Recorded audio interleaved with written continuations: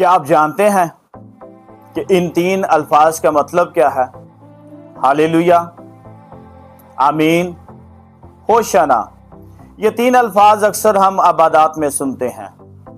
तो ये सिर्फ अल्फाज नहीं है, बल्कि ये इबादत की एक जुबान है।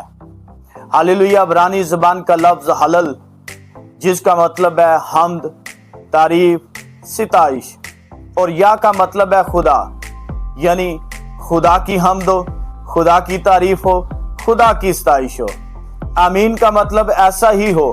अक्सर हम दुआ के आखिर में आमीन बोलते हैं। यूं हम ईमान की और यकीन की तस्दीक करते हैं और इकरार करते हैं ऐसा ही हो, हम इससे मुतफिक हैं।